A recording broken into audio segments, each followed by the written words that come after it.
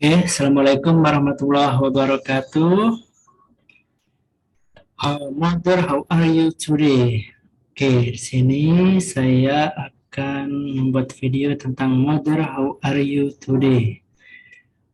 Tentang mendongeng ya. Kekuatan mendongeng. Apa sih kekuatan untuk mendongeng itu? Di sini ada 5 ya. Yang pertama yaitu membangun komunikasi antara orang tua dan anak. Kemudian yang kedua, media menyampaikan pesan ya dari anak ke orang tua ataupun sebaliknya dari orang tua ke anak. Lalu yang ketiga, mengembangkan imajinasi. Jadi ketika mendongeng, anak-anak ataupun orang tua bisa mengembangkan imajinasi dalam mendongengnya. Yang keempat, mengembangkan kecerdasan emosi. Lalu yang kelima, menumbuhkan minat baca. Jadi ini beberapa kekuatan mendongeng. Kemudian apa saja sih jenis mendongeng itu?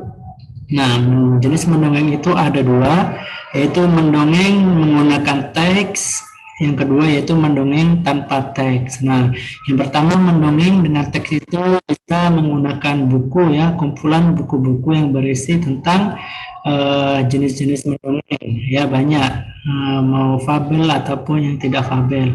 Lalu yang kedua, dongeng tanpa teks berarti ya tidak menggunakan buku atau HP atau teks apapun, jadi langsung saja mengalir ya, mengeluarkan imajinasinya dalam mendongeng. Selanjutnya, kapan sih waktu yang tepat untuk mendongeng kepada anak-anak? Nah, di sini dibagi menjadi beberapa tahapan usia ya, dan juga beberapa durasi ketika lebih efektif menyampaikan dongengnya. Di sini yang pertama, usia dari 1 sampai 4 tahun. Nah, dari usia 1 sampai 4 tahun ini, durasi cerita atau berdongeng yang efektif diberikan kepada anak-anak yaitu selama sekitar 5 sampai 7 menit. Nah, itu untuk usia 1 sampai 4 tahun. Lalu untuk usia 4 sampai 8 tahun, durasi berdongengnya itu antara 10 sampai 25 menit ya. Lalu yang ketiga, usia 8 sampai 12 tahun, itu durasi untuk berdongengnya adalah 25 sampai 30 menit. Bagaimana sih menyampaikan dongeng dengan menarik? Nah, di sini ada beberapa hal ya, ketika kita bisa menyampaikan dongeng dengan menarik. Yang pertama yaitu masalah mental. Nah, di sini mentalnya harus kuat ketika kita menyampaikan dalam mendongeng ya, jangan ngedrop dulu. Kalau ngedrop dulu nanti tidak bisa menyampaikan dongeng dengan menarik dan baik. Yang kedua, jangan pernah takut untuk latihan terus. Nah, ketika kita mendongeng ada salah-salah kata, salah-salah alur, salah-salah tokoh ya, jangan pernah takut untuk latihan terus sampai bisa, sehingga ketika kita menyampaikan dongeng itu menarik ya bagi anak-anak. Lalu yang ketiga yaitu keterlibatan. Nah, jadi ketika kita mendongeng maka libatkanlah anak-anak ya dalam mendongeng, sehingga terjadi sebuah alur percakapan yang menarik ya.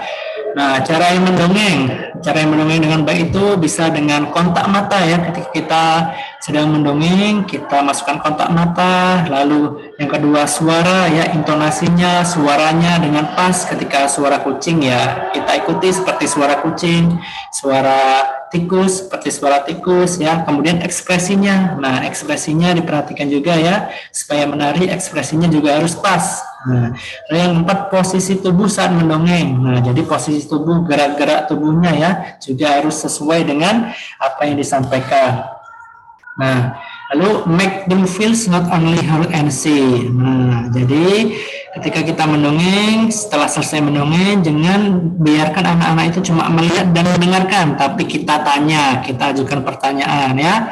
Seperti misalkan, senang yang bagaimana, saya senang yang bagian apa tadi ketika gurunya menyampaikan dongeng. Nah, misalkan senang yang bagian tikusnya larinya sangat cepat. Nah, lalu bagaimana ceritanya tadi menurut kalian? Nah, apakah bagus, apakah kurang bagus, apakah menarik atau kurang menarik ya, nanti anak-anak menyampaikan perasaannya, menyampaikan ketertarikannya. Nah, seperti itu. Lalu yang ketiga, hal baik apa saja sih yang bisa kalian dapatkan dari cerita dongeng ini? Nah, anak-anak juga berpikir ya, pesan moralnya, amanatnya apa yang bisa didapatkan dari ceritanya tadi.